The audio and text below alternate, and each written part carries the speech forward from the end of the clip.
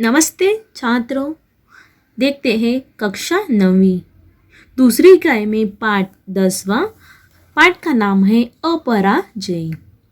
लेखिका है कमल कुमार। देखते हैं अपराजय पाठ में लेखिका ने क्या कहा है। एक प्रस्तुत कहानी है।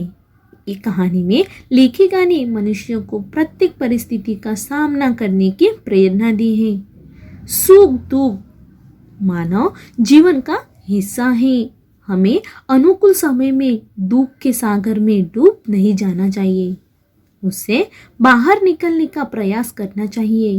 जीवन का विकास पुरुषार्थ में है, आत्महीनता में नहीं है। कमल कुमार ने अपराजय पाठ में कहा है। चलो कहानी देखते हैं बच्चों। स्ट्रेचर को धक्के लगते हुए वे बड़ी तेजी से अस्पताल के गलियारे से ले जा रहे थे। स्ट्रेचर के पीछे घर के सदस्यों, मित्रों, परिजनों और पड़ोसियों का एक काफिला सा था। सभी के चेहरों पर अकुलाहट थी। त्वचा से नर्सों ने स्ट्रेचर को ऑपरेशन थिएटर के भीतर धकेला और दरवाजा बंद हो गया। सभी बाहर रुके खड़े थे। अमरनाथ के परिवार के लोग परेशान थे। उनका बेटा अनिल बेंच पर मुंह नीचा किए हुए बैठ गया था। धीरज रखो, चोपड़ा ने उसे कंधे थपथपाए थे। देखो बच्चों, स्ट्रेचर को धकलते हुए बड़ी तेजी से अस्पताल के गलियारे ने कहा कि स्ट्रेचर के पीछे सदस्यों, मित्र और परिजनों का एक काफिला है। सभी के चेहरे का अकुलाहट है कि नर्सों के स्ट्रेचर को ऑपरेशन थिएटर को भीतर अकेला उसने दरवाजा बंद किया है और उनका बेटा अनिल बेंच पर मुंह नीचा किए हुए बैठ गया है। धीरज ने कहा।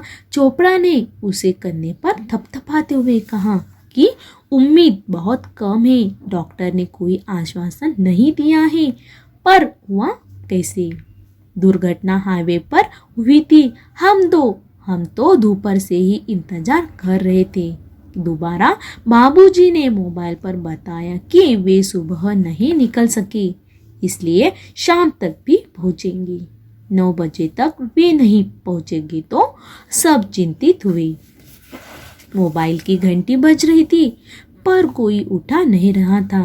रास्ते में रुकना तो उन्हें था नहीं। अगर रुकते भी तो फोन पर बता सकते थे। आसपास कई जगह फोन किया, लेकिन कुछ पता नहीं चला। रात के 1 बजे हम पुलिस स्टेशन पहुंचे। पुलिस से मदद मांगी कि सुबह 5 बजे फोन आया था। उन्होंने बताया कि नंबर की गाड़ी अलवर के रास्ते में दुर्घटनाग्रस्त हुई थी। दुर्घटना स्थल पर भयावह दृश्य था। किसी के बेचने की उम्मीद नहीं थी। अनिल धीरज को साथ लेकर गया था। भयावह यानी बहुत भयानक दृश्य था। धीरज ने कहा था कि चोपड़े ने उसके कंधे पर थपथपाए। उम्मीद बहुत कम थी। डॉक्टर ने कोई आश्वासन नहीं दिया था कि ये दुर्घटना हाईवे पर हुई थी और दोबारा बापूजी ने मोबाइल पर बताया कि सुबह नहीं निकल सके। 9 बजे तक नहीं पहुंचे तो बहुत चिंतित हो गए। उसने मोबाइल पर फोन किया, पर मोबाइल से कोई घंटी नहीं बजी थी। रास्ते में रुकना तो नहीं था। आसपास कई जगह उसने फ़ोन किया, लेकिन कुछ पता नहीं चला। रात के 1 बजे में वो पुलिस स्टेशन पहुंच गए। पुलिस से मदद मांगी। उसने 5 बजे फ़ोन किया कि उन्होंने बताया कि इस नंबर की गाड़ी का रास्ते पर दुर्घटना हुई है। बहुत भयानक दृश्य था। किसी को बचने की उम्मीद ही नहीं थी।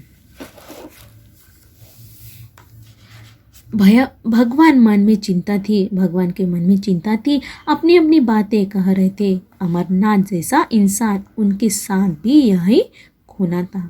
ट्रक वाला जरूर पिया होगा, परंतु सबूत कोई नहीं था। सबूत यानी प्रमाण कोई नहीं था। वह तो रुका ही नहीं, वहां टक्कर मार कर निकल गया। इंसानियत का भी सबूत दिया होता तो ड्राइवर भी बच जाता। अधिक रक्तस्राव से उसकी मृत्यु हुई। 10 साल से इस परिवार के साथ था। 10-15 मिनट का समय भी मुश्किल से गुजर रहा था। अनिल से बताया था कि सबसे चेहरे बुझ गए थे। यह कैसे हो सकता? अनिल ने वहाँ रास्ते पर बहुत भयानक दुर्घटना हुई थी। अनिल ने धीरज के साथ लेकर गया था। भगवान में चिंता थी कि अपने परिवार की बात है। अमरनाथ जैसा इंसान उनके साथ ही नहीं होना था। जैसे ट्रक वाला जरूर ही पीके होगा, परंतु वह साबित नहीं था कि वह टक्कर मार कर निकल गया। इंसानियत का भी सबूत ड्राइवर भी बच सकता है। 10-15 मिनट के बाद मुश्किल से वो गुजर रहा था कि अनिल ने बताया कि सबसे चेहरे पर वो पूछ गया और इसलिए हैरान हो गया था कि मुझे अभी मरना नहीं था, इसलिए वो बच गया। वे हंसे थे। किसी की समझ में नहीं आ रहा था कि उनसे बात कैसी किए जाए। सब चुप थे। अमरनाथ अपने रव में कह रहे थे, शाली है इसलिए वो बच गया। मुझे ड्राइवर का दुख है। अगर मैं उस वक्त बेहोश न हुआ होता तो उसे बचा लेता, कभी भी मरने न देता। जब चुप उनकी बात सुन रहे थे, उनकी तरफ देखकर अमरनाथ ने पूछा था कि कुछ समस्या, मुझसे कुछ छिपा रहे हो, तुम क्या हुआ? ये अनिल ने डॉक्टर की तरफ देखकर कहा था, आप ही बता दीजिए डॉक्टर। डॉक्टर ने अपने को समेटते हुए से कहा था, अमरनाथ जी, ऐसी दुर्घटना में आप बच गए हैं, यह एक चमत्कार है। अब आप ठीक भी हो जाएंगे। लेकिन डॉक्टर अटका था। हिम्मत जुटाकर कह दिया था, लेकिन आपकी टांग बुरी तरह से कुचली गई थी। बिना देखभाल के 4 घंटे आप वहां पड़े रहे। उनमें जहर फैल गया है, इसलिए वहां रुका था। आपकी टांग काटनी पड़ेगी, नहीं तो शरीर में जहर फैलने की आशंका है। अमरनाथ ने अपने परिवार के लोगों की तरफ फिर डॉक्टर की तरफ देखा था और हंसे थे। टांग की काटनी है तो काट दो। 8 साल तक इन टांगों के साथ जिया हूँ। खूब धुपकड़ी है कि मैंने धुपकड़ी यानी तुमन की क्रिया। देश में विदेशों में, पहाड़ों पर, समुद्र के किनारे, रेगिस्तान में, पठारों में भी सभी जगह घूमता रहा हूँ। जीने के लिए सिर्फ टांगे थोड़ी सी मेरे हाथ में है। उन्होंने दोनों हाथ पर ऊपर उठाए थे। मेरा बाकी शरीर है। देखो बच्चों, यहाँ लेखक ने कहा है कि किसी की समझ में नहीं आता कि उन बात पर सब चुप थे। अमरनाथ अपने रव में कहा थे, भाग्यशाली हूँ कि मैं इस दुर्घटना से बचा हूँ। सब चुप उनकी बातें सुन रहे थे कि उनकी तरह देखकर ओ अमरनाथ ने पूछा था कि कुछ समस्या मुझसे भी छिपा रहे हो। अनिल ने डॉक्टर की तरफ देखा था कि आप भी कुछ कीजिए डॉक्टर। अमरनाथ जी, ऐसी दुर्घटना से आप बच गए, ये तो एक चमत्कार है। हिम्मत जुटाकर उसने कह दिया था कि आपकी टांग बुरी तरह से कुचली गई है। बिना देखभाल के सारे घंटे आप वहां पड़े थे। डॉक्टर ने कहा कि आपकी एक टांग काटनी पड़ेगी, नहीं तो शरीर में जहर फैलाएगा। टांग काटनी है तो उसने बोला कि काट दो। मैं 8 साल तक इन टांगों के साथ जिया।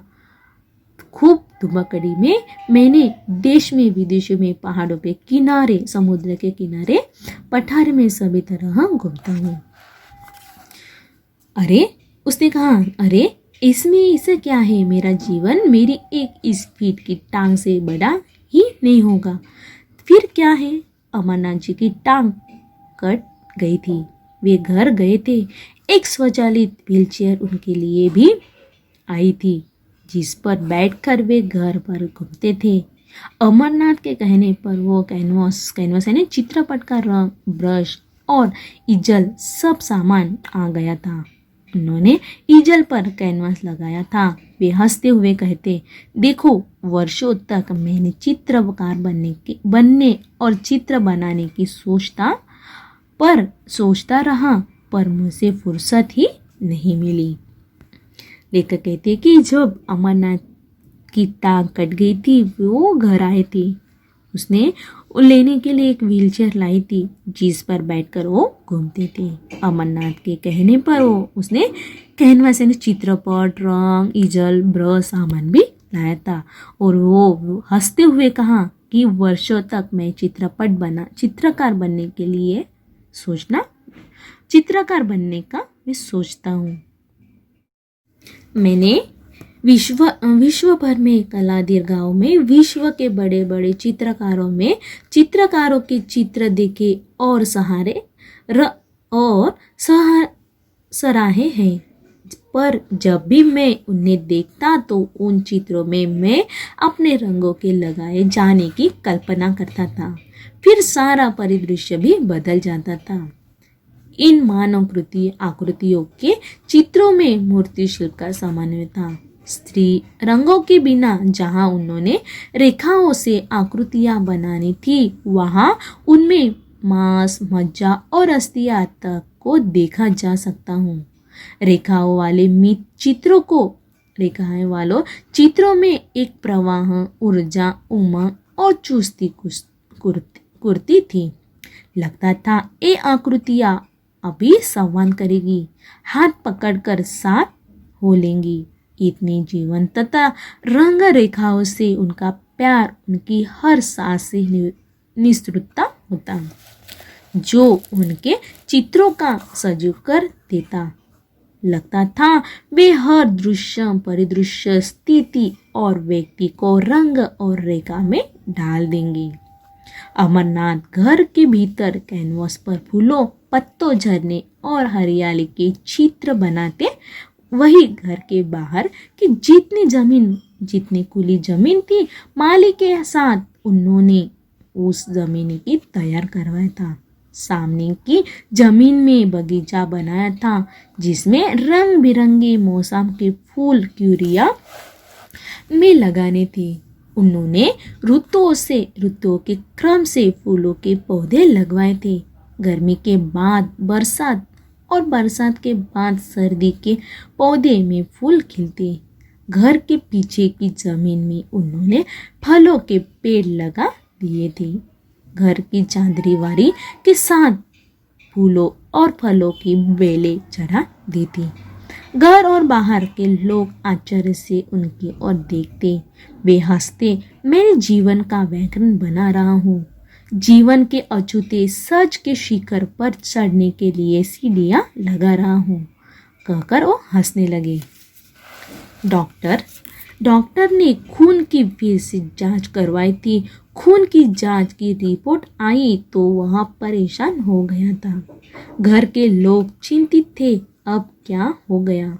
डॉक्टर ने बताया था, बीमारी फिर से पसर रही है। उनकी दाई बाह में खून की गर्दिश बंद हो गई थी। धीरे धीरे बाह हिलाना भी मुश्किल हो गई। बाह निर्जीव होकर काट सी हो गई थी। बहुत सारी दवाइयाँ दी जा रही थी। घर पर ही नर्स रख ली थी। घर का कोई न कोई सदस्य भी आस पास ही रहता। डॉक्टर ने बताया, जहर फैल गया है, अब और रोका नहीं जा सकता। पहले से भी ज्यादा भयावह स्थिति बाहर काटनी पड़ेगी। घर के लोग सन्न थे, लेकिन फैसला तो बाबूजी को ही लेना था। वे ऐसी हंसी हंसे थे और आखिर में बाह तो नहीं। सप्ताह भर बाद अमरनाथ अस्पताल से लौट आए थे। उनकी दाई बाह काट दी गई थी। उन्होंने जल्दी की बाएं हाथ से अपना काम करना सीख लिया था। धीरे धीरे अपने सारे काम खुद ही करने लगे थे। उनके लिए खुले कमीज सिलवाए गए थे। वे पहले की तरह सामान्य लग रहे थे। अमरनाथ ने कहा था कि कल मैं शास्त्रीय संगीत सीखना शुरू करूंगा। शास्त्री जी को सूचित कर दो कि वे कल से आ जाए। बचपन में मैंने सीखना शुरू किया था, पर कहीं सीखा था, बीच में ही छोड़ना पड़ा था। शास्त्री जी आ गए थे। अमरनाथ ने शास्त्रीय गायन सीखना शुरू कर दिया। सुबह का समय उनकी रियाज का समय था। दिन में शास्त्री जी आते थे, शाम को फिर अभ्यास करते। पहले रंग और रेखाएं थी, अब स्वर लहरियां थी। स्वर साधना में वे ध्वनियों का आह्वान करते। कभी ध्रुपद की गायकी की खुली खेलते अवतरित होते। शास्त्री जी कभी खबार ख्याल में तान लग पालते, तो कभी ढूंढे के उनके शब्दों के भाव स्वरों में बंद कर मन प्राय तक पहुंच जाते, जहाँ लौकिक, अलौकिक, भौतिक और आध्यात्मिक तथा स्थूल और सूक्ष्म की सारी सीमाएं टूट गई थी। मानो स्वर जीवन का एक नया बोध, नया अर्थ उद्घाटित कर रहे हो। इस सब के साथ भी अमरनाथ की डॉक्टरी जांच अपने निश्चित समय पर होती थी। वे फिर बीमार पड़े। वही तेज बुखार और डॉक्टर के चेहरे पर वही चिंता। घर के लोग दुख से व्याकुल। अब क्या होगा डॉक्टर? उन्हें अस्पताल ले जाया गया। वे सप्ताह भर लौट आए थे। उनकी आवाज जा चुकी थी, पर उनकी आंखें हंस कर रही थी, वैसी ही जैसे कर रहे हो। देखो, मैं जीवित हूँ, मुझसे चुनौती मत दो। जीवनानुभव और कला के अनुभव, एकात्मता का खोलता सच। उनके कहने पर शास्त्रीय संगीतों के कैसेट और डिस्क उनका म्यूजियम सिस्टम उनके कमरे में साइन बोर्ड पर रख दिया गया। उनके कमरे की सज्जा नए सिरे उनकी सुविधानुसार कर दी गई। उनके कमरे की सज्जा नए सिरे से उनकी सुविधानुसार कर दी गई। उन्होंने इशारे से बताया था, मैंने संगीत सीखा, पर सुना तो था ही नहीं। मेरी साधना अधूरी रही। जिन्होंने अपनी साधना पूरी की, उनकी सिद्धि का लाभ तो ले सकता हूँ। उनकी दिनचर्या बदल गई थी। वे मुस्कुराते इशारों में जैसे कहते हो, मैं आनंद में हूँ। वे सुबह उठते, अपनी व्हीलचेयर पर बाहर खुले में बगीचे में बैठ जाते, पक्षियों का कलरव सुनते, सूखे पत्तों के झरने की आवाज, कलियों के चटखने की आवाज उन्हें सुनाई देती। उन्हें ओस की टिप टिप, पत्तियों के खुलने की धीमी हवा के सरसराने की सूक्ष्म ध्वनियाँ बहुत स्पष्ट सुनाई पड़ने लगी थी। उनके चेहरे पर एक उदास दिखता था। आंखें बंद करके कचरे की तान सुनते। दिन में वे अपनी रुचि और समय की अनुकूलता से शास्त्रीय गायन से सीडी सुनते। घर के लोग चाहते थे जैसे भी हो, वे जो चाहते हो करे। वे उन्हें इतनी खुशी तो दे ही सकती थी। इस समय अलवैरू कामों का कालीगुला नाटक उनके भीतर मंचित होता है। ईश्वर क्रूर रोमन शहंशाह कालीगुला बना गया। अपनी इच्छा से वह मेरे अंगों को कटवाता जा रहा है। जैसे जैसे उसे जरूरत पड़ती है, उसी क्रम से वह एक एक अंग भंग कर मुझे मरवा रहा है। मुझे कालीगुला के विरुद्ध एक शांत संघर्ष करना है, क्योंकि मैं जानता हूँ कि जीवन का विकास पुरुषार्थ में है, आत्मीयता में नहीं। वे सोचते सारे गत्यारोधन समाप्त हो, निर्बंध हो। मैं जीवन का हर वस्तु, हर स्थिति अद्वितीयता हो। मेरी अपराजय आस्था जीवन के अंतिम साक्ष्य में मुझे निर्भय कर दो।